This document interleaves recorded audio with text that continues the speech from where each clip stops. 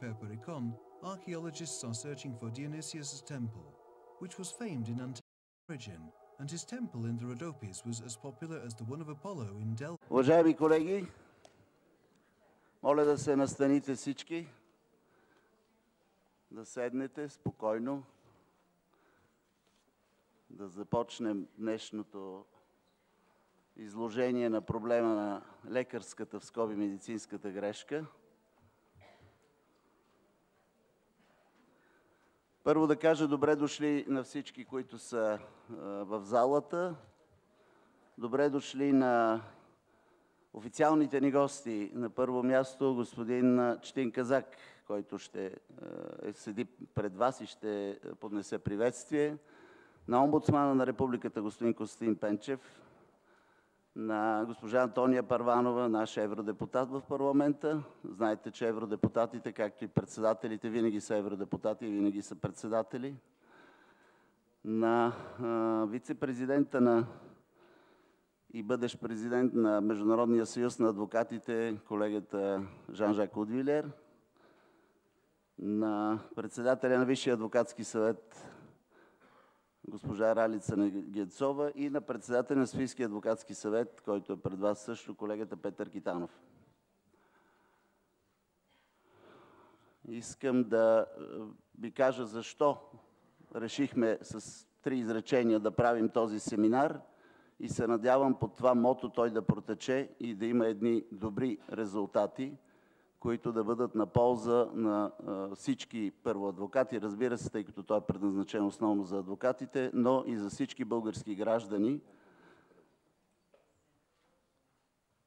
Ние решихме да бием камбаната, образно казано, че има един голям проблем, разположен в няколко правни отрасъла, в наказателното право, в гражданското право, в административното право, до някъде дори в трудовото право, в областта на застрахователното дело и други, разбира се, аспекти, който не само, че не е с единна регулация и регламентация, но и който е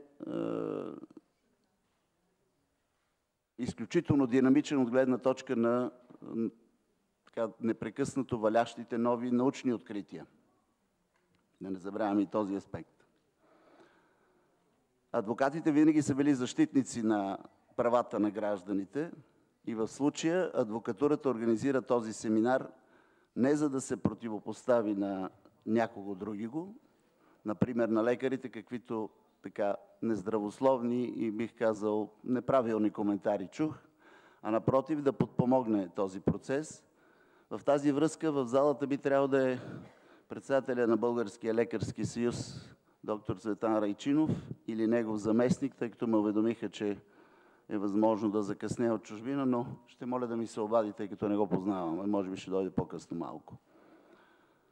Старали сме се всички гилдии, които имат връзка с този проблем, да бъдат днес представени, да кажат своята дума. На първо място, разбира се, това са адвокатите.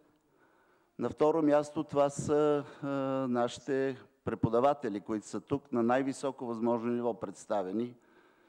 Всички са доктори на юридическите или на медицинските науки, на преподаватели, хабилитирани лица. На следващо място има представители на застрахователния бизнес. И разбира се, искаме да чуем нашите колеги от чужбина, които да споделят как този проблем е решен там. И така, да вървим към запознаване с проблема.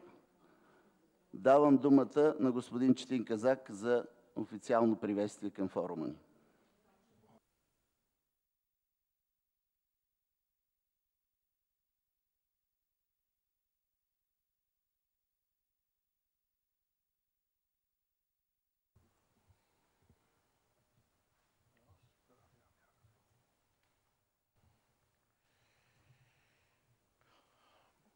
Благодаря.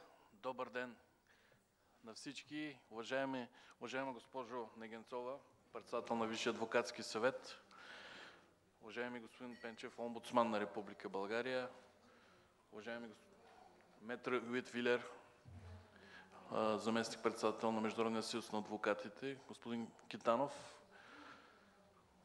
госпожо Първанова, уважаеми дами и господа, първо искам най-сърдечно да благодаря на организаторите на това много важно и околко навременно събитие, което поставя един много наболял през годините проблем. Трябва да ви призная, че за мен е огромна чест да присъствам за първи път на събитие, организирано от Международния съюз на адвокатите, съвместно с Софийската адвокатска колегия и Висшия адвокатски съвет. Искам да изкажа най-искрените си почитания към организаторите, към темата, на която са се спрели, въобще към подобен род инициативи, които се предприемат и които биха допринесли само за подобряване на нашата обща подготовка и биха допринесли за намирането на най-адекватни решения на поставените толкова съществени от обществено-правен характер проблеми. Уважаеми госпожи и господа, съществена характеристика на процеса на развитието на гражданското общество в България е да се поставят във фокуса на общественото внимание и теми, които традиционно се определят като чувствителни. Именно такава е и темата за лекарската грешка и отговорността, която се реализира за нея. От сбития преглед на публично достъпната информация по тези въпроси, със съжаление можем да констатираме, че вместо да се търси и предлага решение за преодоляването на проблема, мненията преобладаващо са поляризирани. От гледна точка на медиците лекарски грешки няма. От гледна точка на пациентите има такива случаи и те не са малко. А от гледна точка на правоприлагащите органи наличието им се установява трудно, тъй като в процеса на доказване се изисква използването на специални знания и опит в областта на медицината, т.е. на лекари. Формалният извод от тази констатация би бил, че изход няма. Не смятам, че е правилен подход да правя оценка на различните тези. В качеството ми на юрист смятам, че е възможно при наличие на желание и в рамките на конструктивен диалог да се намери правилното решение по всеки спорен въпрос. Провеждането на семинар с такава тематика определено трябва да бъде адмирирано. От една страна той безспорно допринася за придобиване на нови знания от практикуващите юристи в тази специфична област. Факт е, че тематиката за лекарската грешка е част от обучението по право по изключение. Това налага процесът на специализация да се развива чрез последващи обучения, към които се отнася и този формат. А включването в обсъждането на всички аспекти, които тази проблематика показва, гражданско-правни и наказателно-правни, е гаранция за успешният краен резултат. От друга страна, многообразието на възможните случаи в действителността, както и възможните варианти на последици от тях, пораждат задължението за подхождане с особено внимание към създаването на съответната правна уредба. В тази връзка, според мен, характер на концептуални имат няколко въпроса. Първият от тях е свързан с правилата за упражняването на лекарската професия и контролът за тяхното спазване. Чрез тях се изпълнява същинската регулативна функция на правото. Да покаже как нормално следва да се развиват определен вид обществени отношения и като определи правата и задълженията на техните субекти, за да се постигне този ефект. Съществено условие за изпълнението на тези правила е създаването на ефективни механизми за контрол за спазването им, чрез които правото изпълнява превантивната си функция. Вторият концептуален въпрос е преценката какви случаи на лекарска грешка, какъв вид юридическа отговорност следва да обосноват. Всички в тази зала знаем, че не може всяко отклонение от нормалното развитие на обществените отношения да се криминализира. Ролята на наказателното право е да бъде крайно средство за реакция на държавата. Само срещу поведение, което застрашава или уврежда определен правозащитен интерес, и то с такъв интензитет, който да обосновава използването на най-тежкия вид юридическа отговорност. Този акцент не е насочен към обосноваване на необходимост да се отстъпва от вече установени и утвърдени законодателни решения, а изразява виждането ми, че към създаването на нови състави на престъпления следва да се пристъпва едва тогава, когато са изчерпани всички други механизми за защита, които нашето право познава и е развило през годините. Проследяването на законодателството през последните години в частта относно формулирането на състави на правонарушения показва тенденция, която в известна степен може да се определи като обезпокоителна. Все по-чести са случаите, когато в правните норми се съдържат изброявания на конкретни хипотези. Обичайно това се обосновава с необходимост от яснота за прилагането и улесняване на доказването. Някак на заден план остава обаче, че обективно не може да бъдат изброени всички възможни хипотези, които биха възникнали в действителността. Така се създава риск правото в съответната му част винаги да бъде изоставащо. Уважаеми дами и господа, позволих си да споделя тези свои мисли в най-общ вид, защото се надявам в хода на дискусията на този семинар да се формулират и становища в тези насоки. Убеден съм, че споделянето на опит с колегите от други държави, които ще участват в обсъждането, ще допринесе за обогатяването на нашата практика в положителна насока. Позволявам си да изразя това мнение на базата на своя опит. Възпитаник съм на Френски университет, но се развивам като юрист в България. В заключение, бих искал да благодаря на организаторите още веднъж, Международния съюз на адвокатите, Висшия адвокатски съвет и Софийската адвокатска колегия за възможността да взема участие в този семинар и да пожелая на участниците в него ползотворна работа. Благодаря.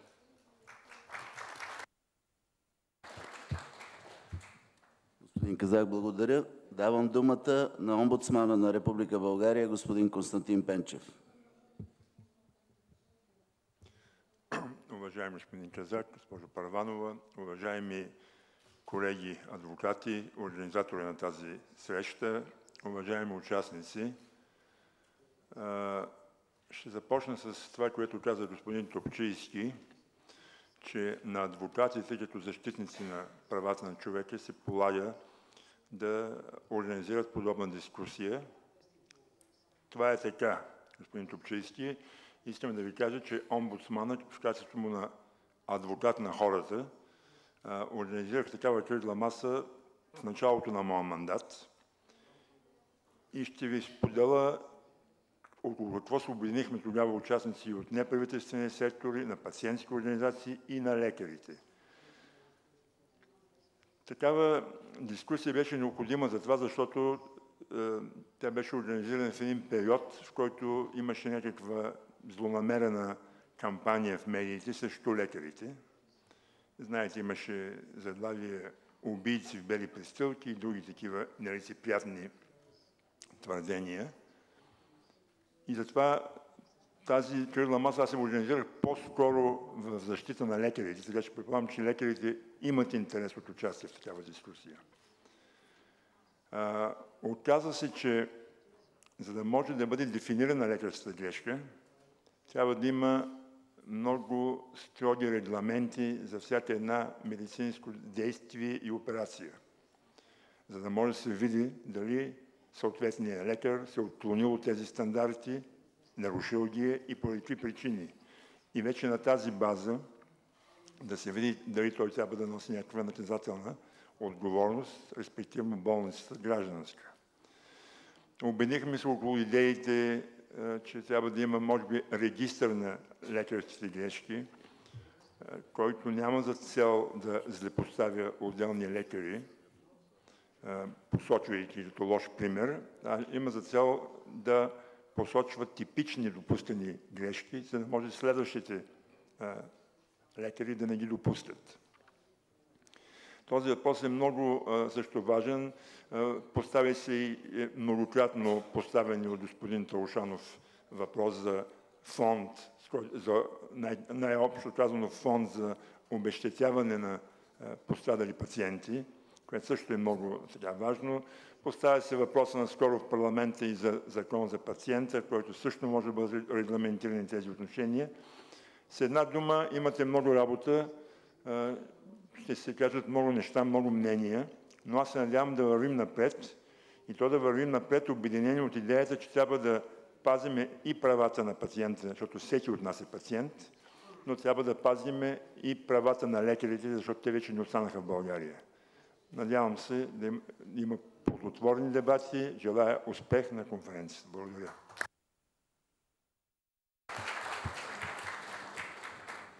Уважаеми гости, давам думата на председателя на Висшия адвокатски съвет, адвокат Ралица Негенцова.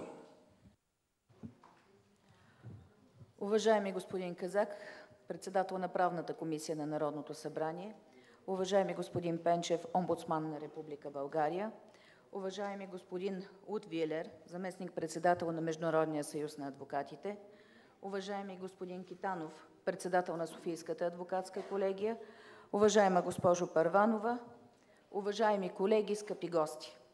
От името на Висшият адвокатски съвет и от мое име имам удоволствието да ви поздравя с провеждането на настоящия семинар «Лекарската медицинската грешка». Тема, обхващаща не само редица аспекти на правото, но поставяща и много актуални въпроси, както на дискусия, така и на законодателно уреждане. Тема, имаща не само правно, но и морално значение. Позволете ми да благодаря на Международният съюз на адвокатите за предоставената ни възможност да бъдем домакини на този семинар. Повече от 85 години Международният съюз на адвокатите не само защитава адвокатската професия и стимулира международните контакти, но и активно работи за сътрудничеството и обмена на знания между адвокатите, зачитайки техните културни и професионални различия.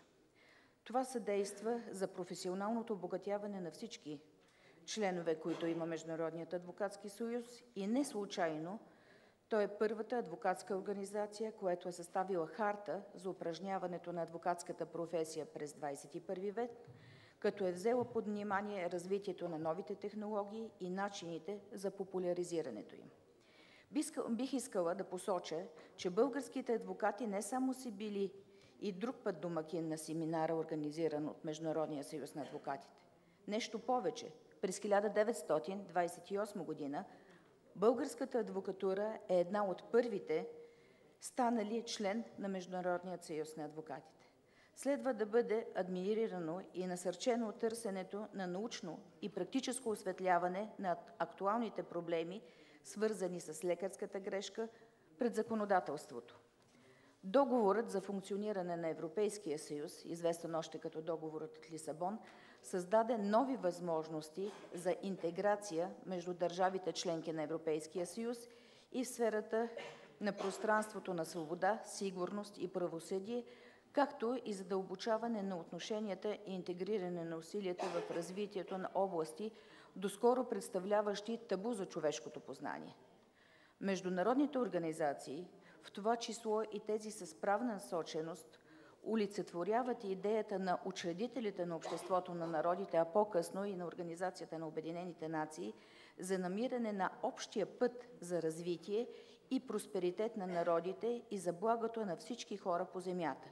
Организациите с правна насоченост, включително и Международният адвокатски съюз, имат своето високо място и призвание, защото в този свят на безкрайно усложнени отношения търсят и намират рамката на решаване на много, на пръв поглед, несъвместими отношения, извеждайки най-високо идеята за разбирателство и сътрудничество. Ярка илюстрация на това е и започващият тук днес семинар, който има за цел да даде своя принос в намирането на отговори по хиляди неразрешими и неразрешени въпроси от областта на медицината и правото, отнасящи се до най-висшата ценност на този свят, а именно човешкото здраве и човешкият живот. Не случайно Международният съюз на адвокатите винаги е поддържал и поддържа тезата, че обществото сред обществото, че достъпът до здравеопазване е основното човешко право. Присъствието на представители на законодателната власт, на практикуващи юристи, на лекари в тази зала е доказателство за неразривната връзка между теорията и практиката и гаранция за пълноценно и задълбочено разработване на тези проблеми. За българската адвокатура предизвикателствата на европейското законодателство са онова ново място за доказване на нейната жизнеспособност и възможност за адаптиране в непрекъснатото променящата се правна реалност, която ни заобикаля. Така тя ще успее да осъществи своите конституционни задачи за защита на правата и законните интереси на гражданите и обществото. Пожелавам ползотворна работа на всички участници в този висок форум. Благодаря ви. Давам думата на доктор Антония Първанова, евродепутат и един от изявените лидери с позиция по темата в българското общество.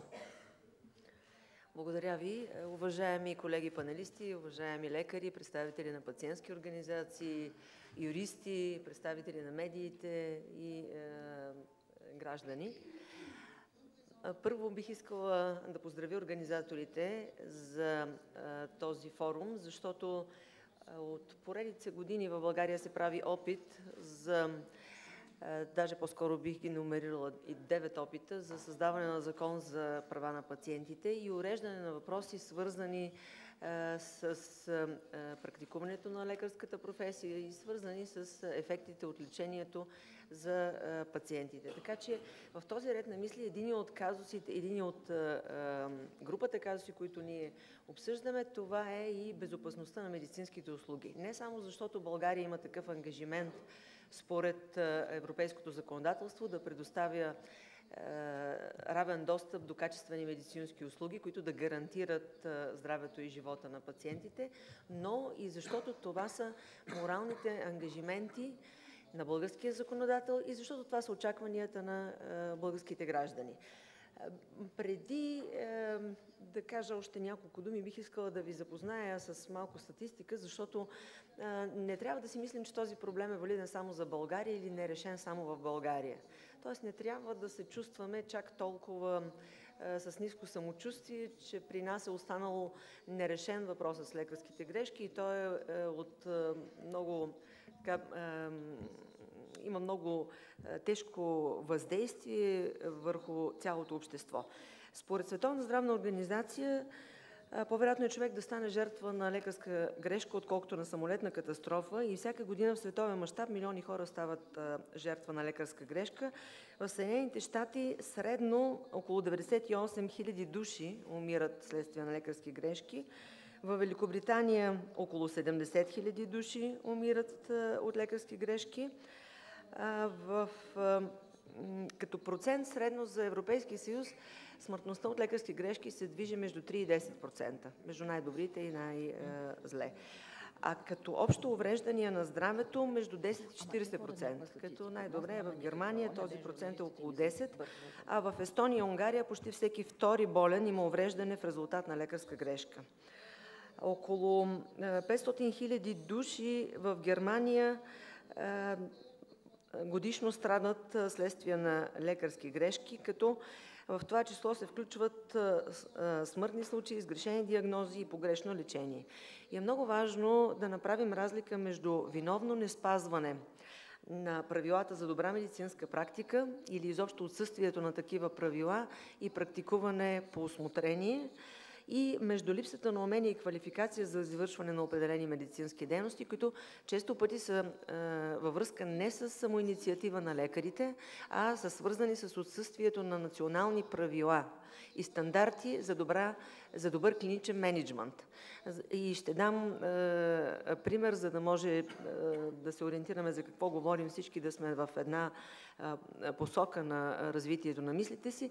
Не става въпрос за това, че някой лекар е надценил своите способности, предоставяйки определени медицински услуги. Става въпрос за това, че когато отсъстват стандарти, е много лесно, примерно, само с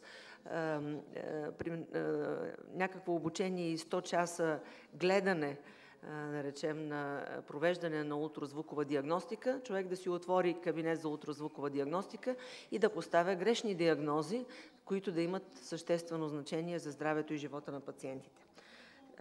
Отделно, при извършване на медицинска дейност може да има и случаи, в които става въпрос за странични или неблагоприятни ефекти на лечението, по принцип като такова предвидени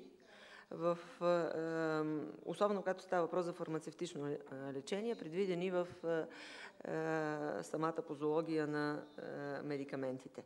Така че в подготовката на европейското законодателство, доколкото няма специфично законодателство общо за целия Европейски съюз, по отношение на добрата медицинска практика, сме се постарали чрез директива 2011-24 да задължим страните членки, и аз активно съм участвала в това, да публикуват процедури и изградена система за оплаквания, жалби, обезщетение и национална контактна точка, която да информира както местните, така и чуждите пациенти. Вече страната членка може да изгради и национална система, с която да извършва стандартизация или ранкиране на болниците, за да могат пациентите да се ориентират в зависимост от допуснатите грешки и смъртни случаи, какво е качеството на лечението, което ще получат във всяко едно лечебно заведение, и поради тази възможност за информация да направят и своя информиран избор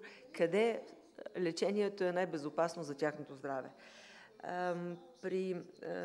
От това законодателство следва и задължение на 2 години всяка една страна членка да изготвя доклад за безопасността на здравните услуги, които предоставя, и въз основа на тези доклади съответно да бъдат взети и мерки на европейско ниво за подобряване на качеството на медицинските услуги. Сега, това ще задължи и България да поддържа статистика, каквато в момента няма, и се надявам Министерството на здравеопазването да осъзнае ангажимента си, следващо от тази директива за трансгранични медицински услуги, и по отношение на създаване не само на стандарти за качество и за мениджмънт, но и ангажиментите си за поддържане на статистика.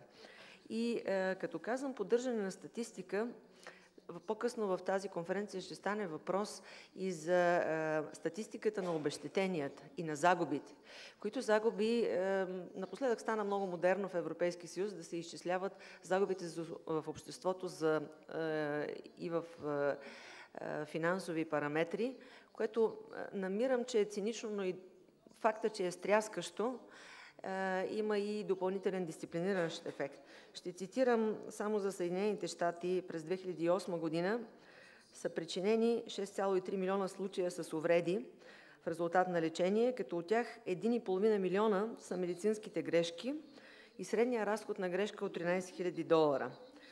Като щетите, които се причиняват за цялата икономика следствие на смъртни случаи, и само смъртните случаи са около 2500, загубите за икономиката са 10 милиона болнични дни и 19,5 милиарда долара годишно загуби за икономиката.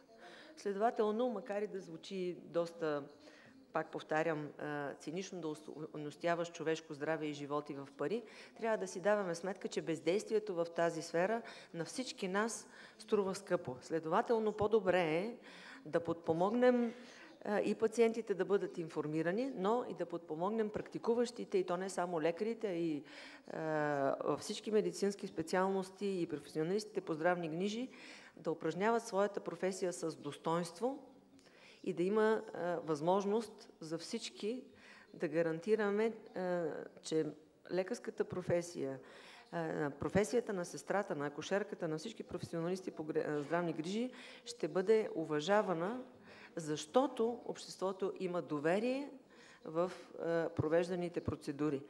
Пожелавам на всички участници преди всичко здраве и успех на тази конференция, за да може в България това да не се превърне в поредната конференция, а от тази конференция да последват ангажименти, които Министерството на здравеопазването, макар и в такъв труден политически момент, все пак експертите остават, независимо, че политиците се сменят, експертите да успеят да подготвят пакета от мерки и законодателни, и практически, които да гарантират, че в България здравето на пациентите и достоинството на лекарите са запазени. Благодаря.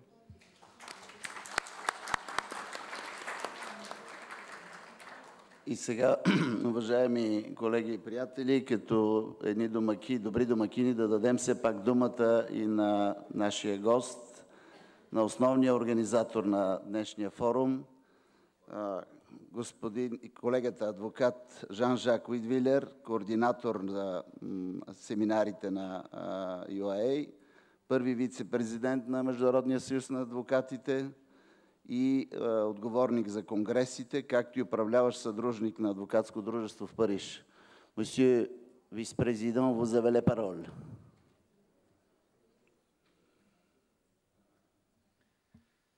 Merci beaucoup. Et messieurs les présidents, messieurs et mesdames les présidents, pardon, mesdames et messieurs les présidents, voilà, pour être correct, et mesdames et messieurs les députés, monsieur le médiateur de la République, mes chers collègues, mes chers confrères. C'est d'abord un immense plaisir pour l'UIA de participer à l'organisation de ce séminaire, et vous êtes très nombreux, ce qui montre que vous avez une excellente mémoire, puisque vous vous souvenez tous que les statuts de l'UIA, les statuts définitifs de l'UIA, ont été signés en 1929, en février 1929, notamment par Maître Luben Danaïov. Je vais trop vite.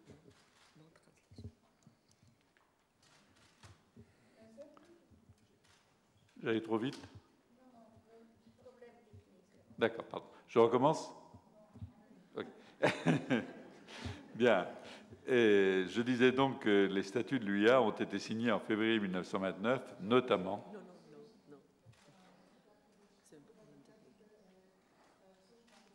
C'est bon. Par Maître Luben Danialov, qui était membre du Conseil de l'Ordre de Sofia. C'est donc pour moi un peu un retour au berceau, et j'en suis extrêmement heureux. Il est difficile de parler parmi les derniers parce que tout le monde a déjà tout dit, et en plus il ne reste plus beaucoup de temps. Je voudrais juste lancer deux idées. La première, nous juristes de droit romano-germanique avons été nourris dans le concept de la responsabilité suppose une faute, un dommage et un lien de causalité entre les deux. Ce concept, sur lequel est fondée une grande partie de notre droit et de notre droit des obligations, est en train d'évoluer, et je me demande s'il n'est pas aussi un peu en train d'exploser. On en parlera, je pense, dans cette journée et dans celle de demain, à propos de la responsabilité sans faute, mais ce n'est pas le seul domaine et c'est un concept mondial.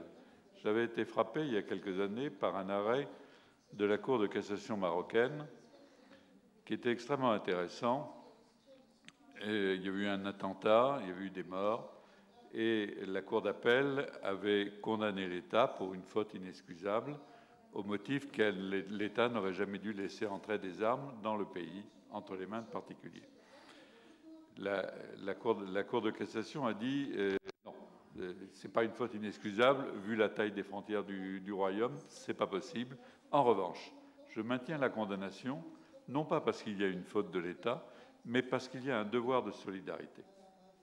Et nous évoluons un peu dans ce sens, et les législations nationales et les règles, la normalisation internationale tend aussi dans ce sens. Deuxième idée dont il faut aussi débattre, c'est vrai qu'il faut protéger les malades. C'est vrai aussi qu'il faut permettre de soigner les malades. Et tout acte médical, tout geste médical est porteur de risque à un certain moment. Et la responsabilité a aussi, même si elle a des côtés bénéfiques, mais elle pose aussi une vraie problématique en termes d'accès aux soins, dans la mesure où certains praticiens ne peuvent plus accomplir les gestes médicaux dont ils ont l'habitude en toute tranquillité, parce que derrière, il y a un risque de responsabilité, et un risque de responsabilité que parfois on n'arrive pas à couvrir. En France, il y a eu quelques années, la profession de chirurgien obstétricien ne pouvait plus s'exercer tellement la responsabilité était élevée et tellement le coût des assurances devenait prohibitif. On retrouve ça un peu partout, et à chaque fois qu'on a le couple de responsabilité et d'acte, on s'aperçoit que la couverture de ce risque commence à prendre des proportions extrêmement élevées. Aux États-Unis, par exemple, ou en Grande-Bretagne, le coût de l'assurance de responsabilité civile des avocats représente 10% de leur chiffre d'affaires. Nous en sommes encore très très loin, mais quand on voit la taille des sinistres, l'évolution de la sinistralité, dans notre métier comme dans les métiers médicaux, dans tous les métiers de prestation de services, on voit un très fort développement du droit de la responsabilité, et parfois même de la responsabilité sans faute. On pourrait aussi en parler pour les avocats. Voilà, je suis, je le répète, très heureux d'être ici, et très heureux que ce séminaire soit un succès. Je suis certain que ce sera le cas, et je vous souhaite d'excellents travaux tout en restant en bonne santé. Madame le député.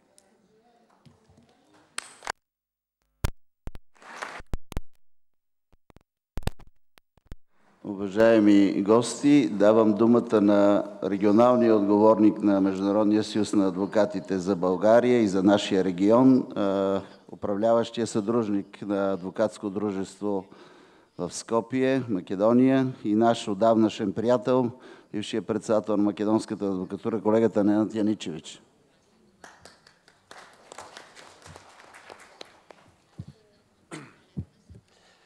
Dear President Negencova, dear President Kitanov, dear next President Union International des Avocats, Mr. Jad Utveler, dear colleagues. It's my honor and a privilege acting the Union International des Avocats and Regional Secretary in this part of Europe, where Bulgarian included to be present this nice seminar, the first seminar, the very important seminar of Union International des Avocats here in Sofia. Today, together with the attorneys from Sofia and Bulgaria, we are writing a new page in the book of professional learning. Union International des Avocats is present, and it is going to be more present between attorneys